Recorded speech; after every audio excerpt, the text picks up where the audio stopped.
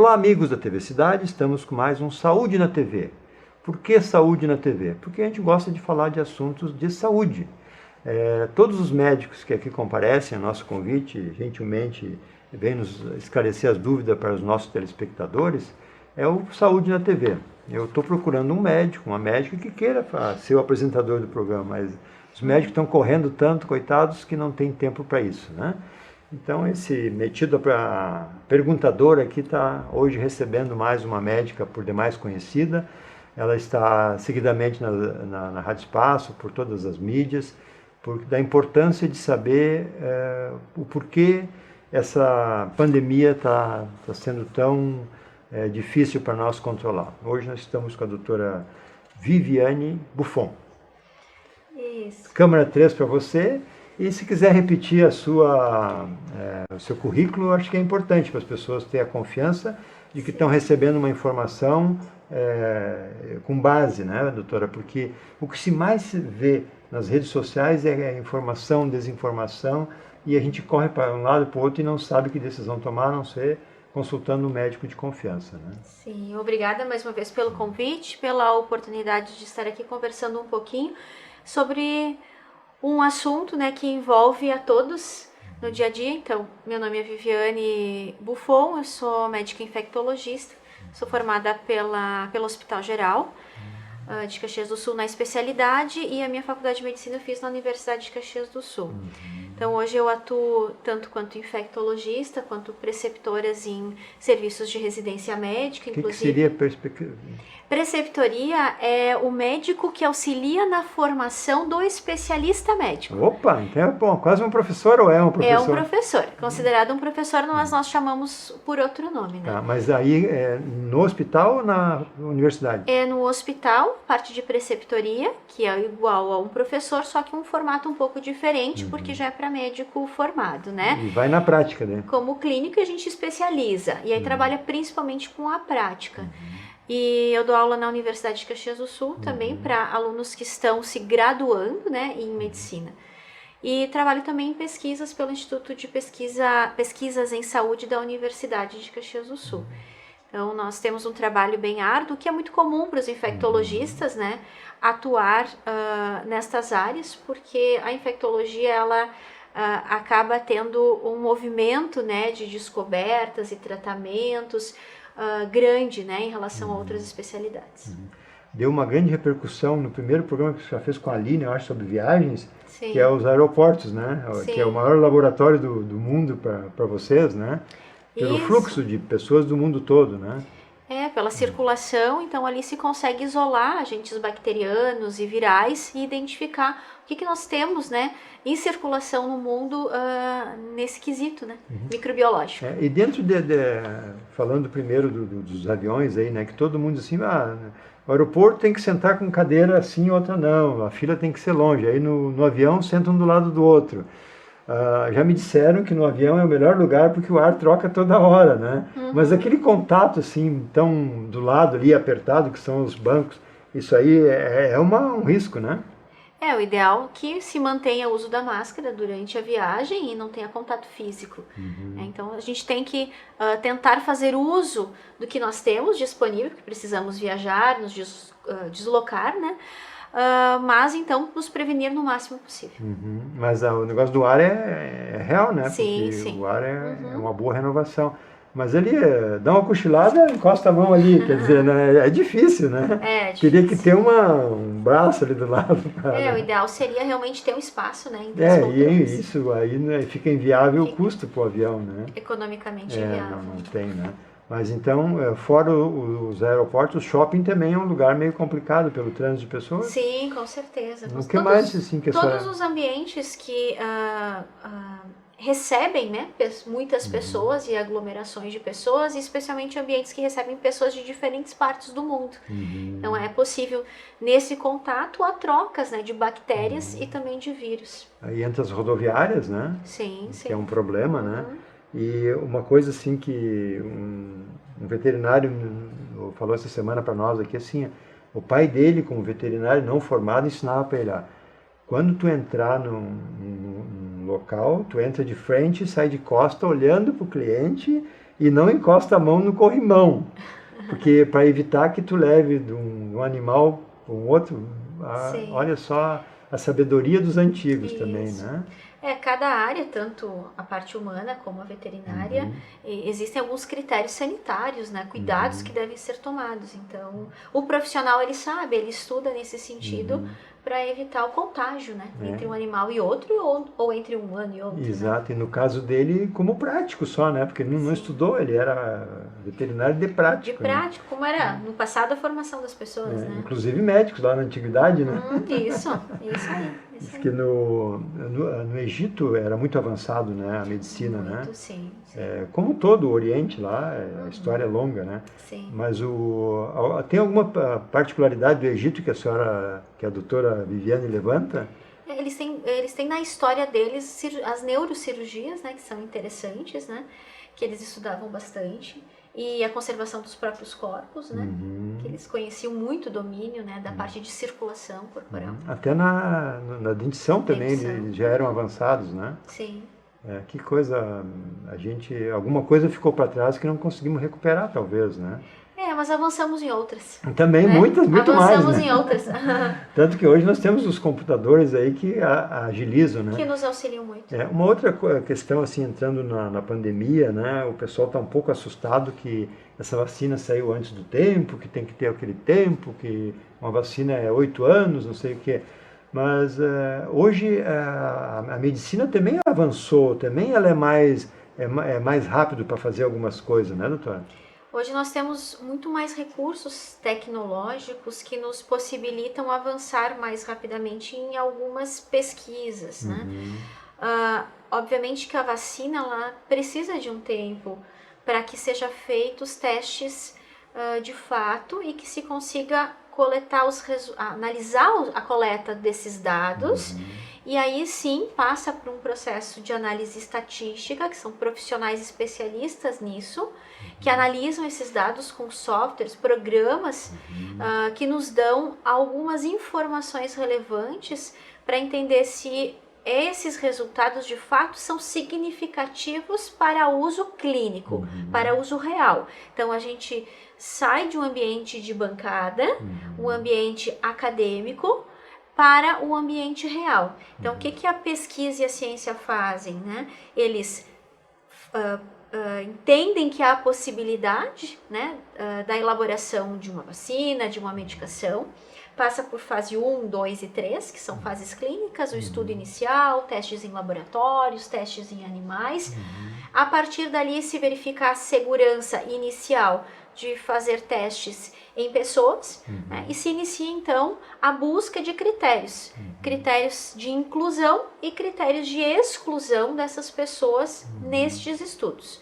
A vacina então ela passou por tudo isso, então ela tem que passar por essas etapas que demoram um tempo, obviamente, e na medida que chega na fase de aplicação nas pessoas, há um controle extremamente rigoroso, passa por comitês de ética e bioética, se avalia todos os termos, como foi produzido isso até o momento, quais foram os resultados in vitro ou resultados em animais e qual a expectativa de resultados nas pessoas. Se começa a aplicação e esses pacientes eles são acompanhados por diversos momentos, desde o momento da aplicação até o momento final X, né, que é estipulado por cada empresa de pesquisa para aquele produto. Então, digamos que para a vacina eu preciso de 5 visitas. Dia 0, dia 7, dia 15, 21, 28, por aleatoriamente, exemplo. Dentro de faixas de idade diferentes. Não, eles estipulam para todos igual as visitas. E a partir dessas visitas que faz a vacina, por exemplo, retorna para o ambiente de pesquisa inúmeras vezes para ser coletado sangue, para ser feito análise clínica, o exame físico, e aí se avalia como que o organismo se comporta a partir da aplicação daquela substância. E se avalia, obviamente, na vacina, se teve produção de anticorpo ou não, que possa ser suficiente para evitar que esse paciente venha a desenvolver a doença.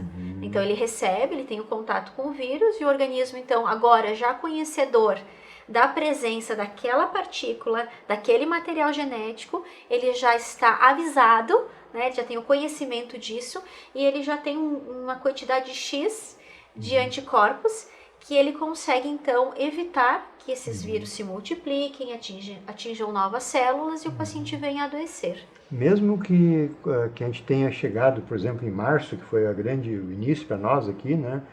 De março até agora não deu um ano ainda. Esse tempo, pelas pesquisas, já é o suficiente? É uma vacina emergencial que nós estamos no mundo inteiro sendo liberado.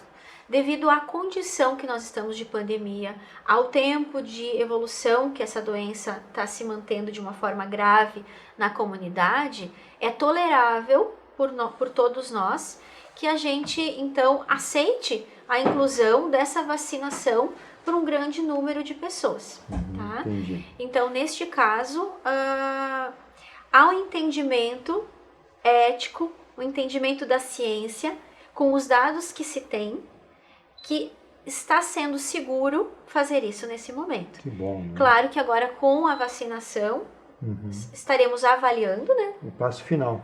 Para verificar então a finalização da liberação dessa vacina. E essa polêmica que o da China não é bom, que o da Israel é melhor, que o da Europa, qual é a diferença disso? É o tempo de pesquisa, é a credibilidade do laboratório, o que é, doutora? Eu acho que existe muita polêmica, às vezes um pouco de uma tendência política associada. Muita, né? Então o ideal é que a gente entenda que neste momento o que nós temos é o melhor possível e que é bom e que nós podemos fazer a vacina sim, mediante a chegada dela. Independente da origem, hoje? Independente da origem. Os insumos, a tecnologia, o conhecimento, não existem mais barreiras para isso. Não tem mais dono. Não existe até algumas situações que há patentes, né? Certo. Mas neste momento, neste aspecto, o conhecimento ele é compartilhado. Então, Benefício de todos, né? benefício de todos. Então, eu não consigo olhar desta forma. Certo. Né? E passo para todos isso também. Então, acho que a gente precisa, no primeiro momento, se acalmar, ser grato, estar feliz por termos chegado a esse momento. Menos de um ano. Menos de um ano. Agradecer e reconhecer tudo que os pesquisadores e os cientistas fizeram até esse momento. Que devem ter trabalhado noite e dia. Com certeza eles não dormiram, né? Durante todo esse período, pensando numa alternativa. Para mim, eles são heróis também como acho. muitos que estão à linha de frente, porque não é um trabalho onde tu sai do teu trabalho e para de pensar naquilo. É um trabalho que te envolve grandemente, com um peso muito grande social. Responsabilidade, né? Uma responsabilidade muito grande. Então, esses profissionais merecem todo o nosso respeito e a nossa credibilidade. Sim. A gente tem uma história no país muito grande e boa e positiva em relação à vacinação. Nós somos referência mundial em relação à organização, ao nosso calendário vacinal. Distribuição, né? Distribuição. Nós temos... Apesar de dimensões continentais e locais lá inacessíveis até, né?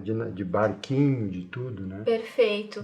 Então, nós temos uma sociedade brasileira de imunizações que auxilia, coordena, serve como referencial técnico para o Ministério da Saúde. Então, tudo isso, ele tem que ser pesado.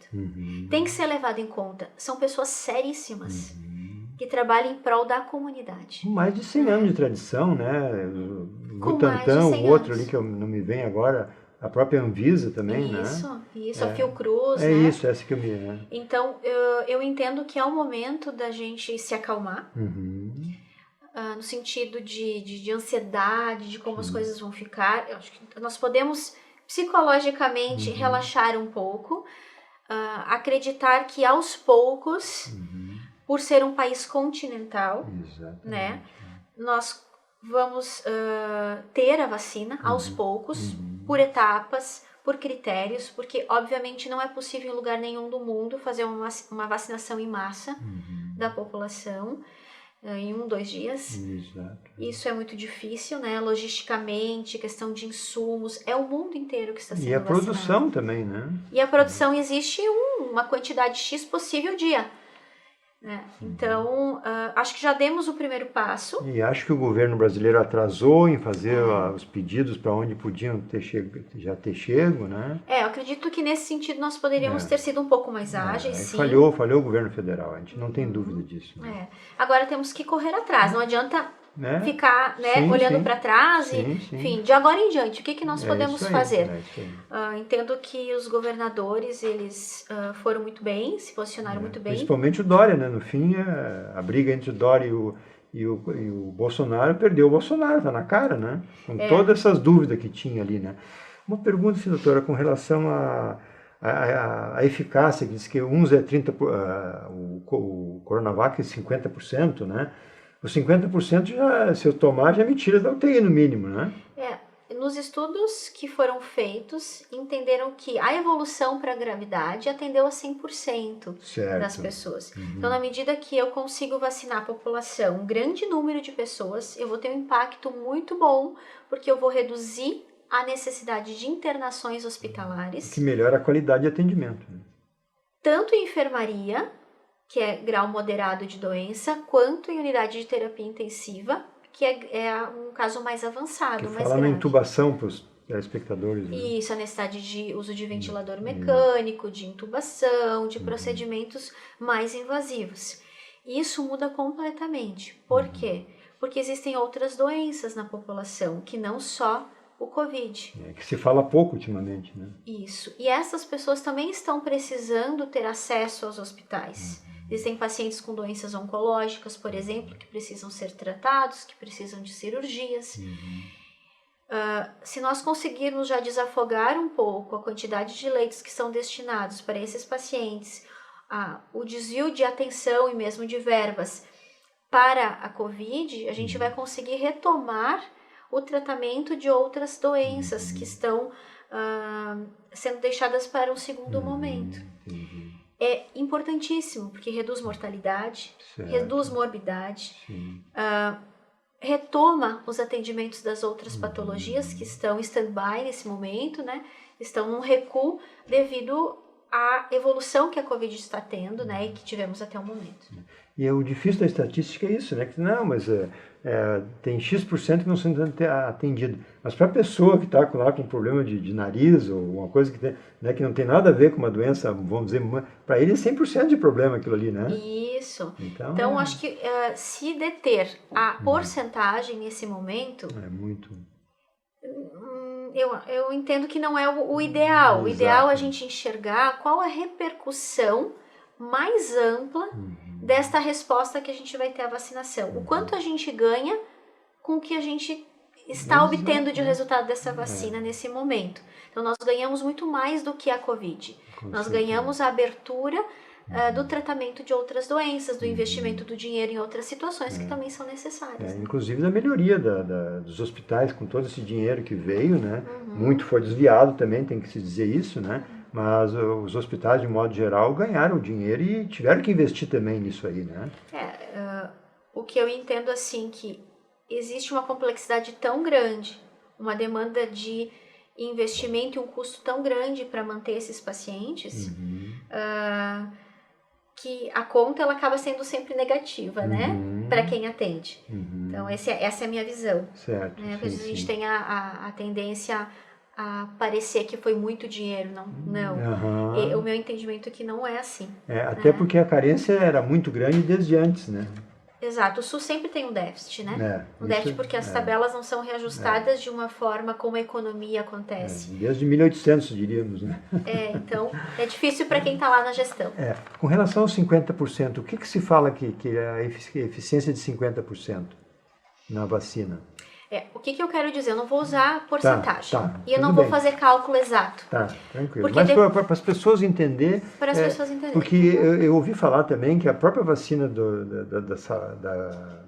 da gripe tinha algumas que era 30%. E nunca se falou nisso.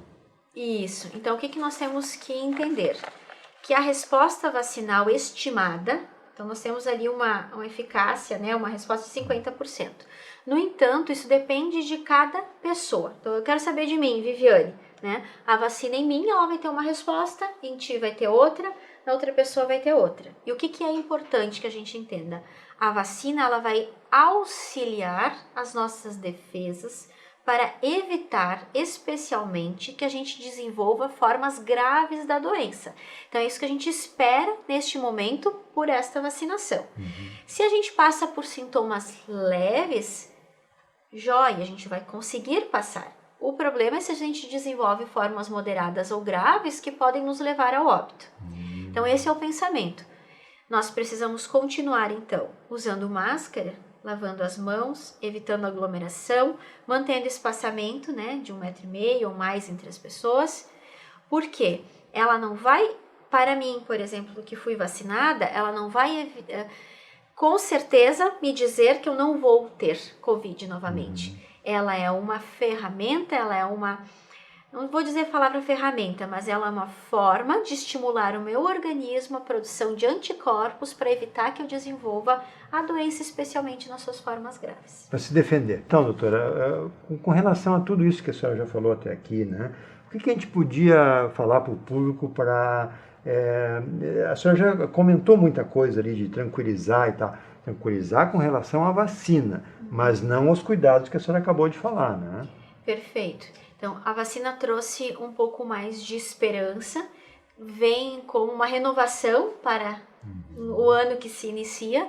No entanto, nós precisamos ainda manter todos os cuidados que nós já vínhamos tendo. Mesmo aqueles que já estão sendo vacinados precisam ter esse cuidado, porque cada organismo reage de uma forma à vacina, tem uma quantidade X de produção de anticorpo, e esse é o nosso entendimento. Então, ele não vai 100% evitar que você tenha a doença, mas ele está te auxiliando. E, claro, que vocês fiquem, então, atentos e aguardando, né, as orientações do próprio Ministério da Saúde, dos seus municípios, para que no momento oportuno, no momento que chegar as vacinas para os demais grupos, conforme prioridade, conforme foi organizado a vacinação no país, você possa ser vacinado. Então, minha orientação como infectologista é que sim, que a população se vacine na medida que for liberado, que vocês tenham calma, que na medida que elas chegarem, os municípios vão liberar, vão chamar vocês e vão organizando essa vacinação. Obviamente que os grupos prioritários, profissionais da saúde, pacientes idosos com comorbidades, deve ser respeitado. E protocolos continuar até debelar quase isso aí, né? A senhora acredita que o povo brasileiro poderá um dia chegar perto do japonês que tem uma gripe e vai usar máscara? Vamos ser otimistas? Eu acredito que nós estamos agregando novos hábitos às nossas vidas. E a máscara certamente veio para ficar para algumas pessoas. Outras entendem que não é necessário, né? Mas, enfim, a gente deve respeitar a decisão de cada pessoa, com exceção desse momento que é obrigatório o uso da máscara, né? Mas entendo que nós estamos evoluindo bastante. Também, né? Eu fiz um levantamento, não vai dar tempo de a gente falar, nos países, né, que hoje já está em 95.700.000 o alcance, né? E o Japão, como sempre, continua com 4.000 mortos, né? O Japão, tem mais alguns aqui que eu anotei. Portugal com 9.000, eu não sei se Portugal, comparando com a Itália e Espanha, que são vizinhos, se esse número de Portugal tá tão certo, né? Eu acho que depende muito da quantidade, do número populacional. Sim, mas ali, mais ou menos, a Itália, Espanha e Portugal são semelhantes. E a diferença é monstruosa, né? Na Itália, por exemplo, aconteceu 82.000 mortes, né? E no Portugal tem 9.000 nesse levantamento. E tem que se avaliar qual é a característica da população, a faixa etária da população, as comorbidades mais prevalentes, os recursos que cada país tem e as diferenças das cepas. Né? Traduz para o nosso telespectador a diferença da cepa. Então, como esse vírus, se há diferença dentro da formação do vírus, se há alguma diferença. Então, ele é mais agressivo, menos agressivo, como que esse vírus é. Então pode haver diferença também entre os países. Muita diferença, com certeza, né? Pode haver alguma diferença. Pode haver alguma, é a resposta, tá. Uma pergunta, assim, que existe a obrigatoriedade da segunda vacinação da mesma vacina? Sim, a orientação é a primeira dose com uma segunda dose, para que haja uma eficácia maior da vacina. Isso seria uma confirmação? Por que essa segunda? É que se viu nos estudos que uma segunda dose te traz uma eficácia maior. E isso na produção de anticorpos. Estimula mais o organismo a produzir anticorpos. Em outros, para criança também acontece isso, né? Já, sim, né? sim. E a dúvida também que deu na imprensa recentemente, inclusive local aqui com pessoas da saúde, é que, por exemplo, assim, ó, quem teve Covid tem que esperar 30 dias. Mas eu sou um cidadão comum, tenho uma boa saúde e não sei que eu estou com Covid. Então, é risco eu ir lá e tomar vacina? Ou o ideal seria todos fazer o teste para ver se tem com Covid? Se entendeu que não é necessário, e o paciente assintomático, ele não deve fazer o PCR, ele deve seguir o fluxo da vacinação. PCR é o da coleta de... É o do cotonete. Por que não? Porque se viu não ser necessário. Até esse momento. Pode ser que se descubra coisas diferentes seria depois. Um gasto desnecessário. Gasto desnecessário. PCR. Isso, com certeza. Porque as teorias da conspiração dizem que não se deve fazer o PCR, uma bobagem, né? Que aí estariam botando um chip na gente. Sai cada história que é de rir às vezes, né, doutora? Vamos filtrar as informações, que eu acho que é melhor, né? Principalmente, né? Mas então, assim, a não ser que tenha sintomas, tem que consultar o seu médico. Paciente sintomático, faz a consulta, se necessário faz o exame, se o médico entender que esse paciente precisa ou não. Se tiver sintoma, febre, sintomas que podem sugerir a Covid, não vai se vacinar. Consulte o seu médico. Isso. Mas se tiver algum sintoma, se não tiver sintoma que acha que está em condições normais, pode entrar na fila se tiver a vez. Isso aí. Que bom. Grávidas.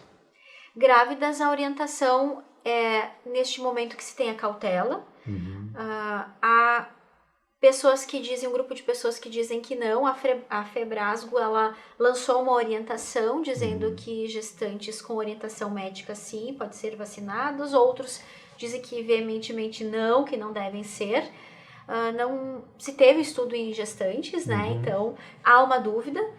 Não se viu muitos efeitos colaterais nessa vacina, então a maioria está entendendo que até poderia.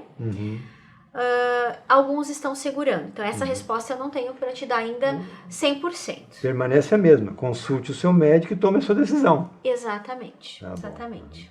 Doutora, qual é a dúvida mais frequente que a senhora recebe assim, com relação à vacina? Quando eu vou me vacinar? Opa, essa é a maior pergunta? Essa é a dúvida mais frequente desses 2 dias, né? Que legal. Quando que eu vou poder me vacinar? Eu quero me vacinar. Então, nunca se viu um apoio e uma vontade tão grande assim das pessoas se vacinarem. Isso é bom, né? Espero que a gente aproveite esse momento de reconhecimento da importância da vacinação e a gente amplie isso para as demais vacinas que nós temos disponíveis, né, que nos auxiliam na prevenção de inúmeras doenças. Eu, como participante do Rotary, participei muito daquela de criança, que é como é que chama agora? Me esqueci o nome. Polio. Da polio, que até o Bill Gates que financiou isso no mundo, né, Sim. a fundação dele, né? E foi erradicada praticamente em 99,9% dos países, mas ainda restava um na África lá, parece, né? Então, enquanto não é 100%, tem que continuar, né? Isso. Mas a vacina é eficiente, né? Sim. Quem que tem um filho pequeno que não vai levar a vacinar? É difícil. Existem pessoas que não são a favor. Casos raros, né? Raros, e eu entendo que a ciência cada vez mais está mostrando a importância e o benefício que a vacina traz na manutenção da saúde das pessoas. Então, nós vamos extrapolar um pouquinho o horário. Eu queria, assim, eu recebi um vídeo e até postei no meu Face, que eu praticamente não postei nada disso, sabe? Porque só gera polêmica desnecessária, né? E agora estou incentivando a vacinação. Mas um médico do Albert Einstein, ou do outro, aquele famoso lá de São Paulo, do Sírio, não sei qual dos dois, pegou uma caneta, uma receita e desenhou ali: o vírus é isso, daí ele vem para cá, vem para lá. Não sei se você chegou a ver isso, não? Eu vi uma parte. Uma parte, tá. Esse vídeo, ele convence da facilidade de como se identifica o vírus e como se faz uma vacina? Eu não vi todo o vídeo, Tá. então eu não vou poder te dizer sim Então ou não. vamos traduzir para o público assim, o que dá segurança para uma doutora da sua especialidade de que a vacina realmente é uma coisa que está comprovadamente que não tem riscos e sim benefícios? A história nos mostra, o tempo nos mostra. Na medida que as vacinas foram introduzidas na comunidade, nós tivemos a redução de inúmeras mortes. Reduziu o adoecimento, reduziu a busca das pessoas aos hospitais, reduziu a morte tanto de crianças quanto de adultos, quanto de idosos. Efeitos colaterais são poucos, existem algumas vacinas que têm um pouco mais de efeitos colaterais, mas há uma triagem, há uma orientação de quem pode e quem não pode se vacinar relacionado a isso.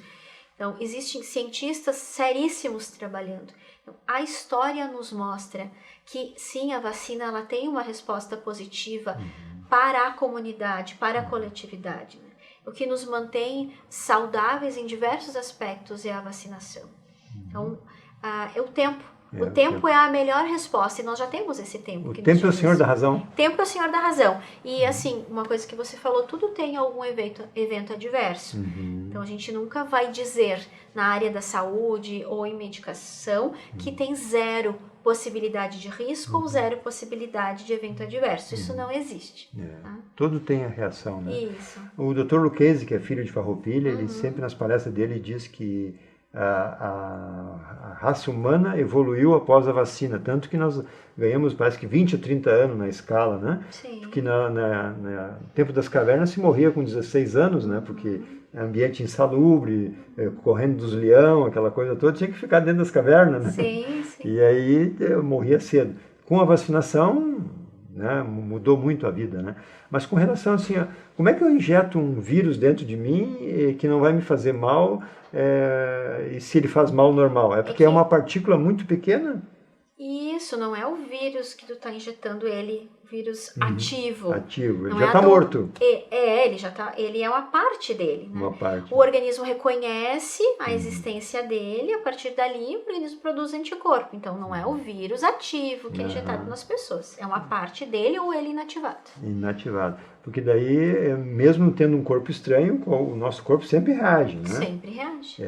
E vai reagir contra ele se ele vier com toda a força, né? Exatamente. Então, tá. Mais alguma coisa que a doutora quer passar para os nossos telespectadores? Não, a princípio...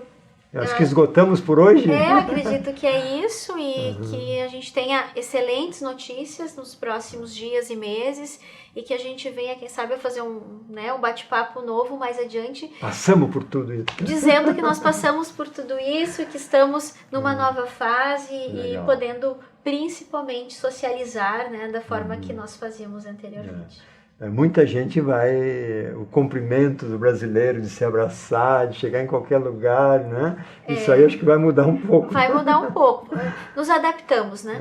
A gente nunca volta para o que era completamente, né? A gente se adapta e cria novas formas. Né? Muito obrigado, doutor. Como sempre, é uma aula aqui para os nossos telespectadores. Eu tenho certeza que todos vão adorar o programa, né? É difícil tirar agora 2 ou 3 momentos que a gente possa... A gente faz um trailer de cada programa, né? Sim. Bota no Face e de lá a gente bota o link para o YouTube para ter completo, né? Sim. Então, eu volto a dizer que aquele do aeroporto realmente bombou lá no nosso Face, né? E é isso que nós queremos, passar uma informação e que satisfaça os nossos telespectadores. É a nossa missão hoje aqui. Espero que tenha conseguido contribuir nisso. Demais até. Muito obrigado, doutor. Nada.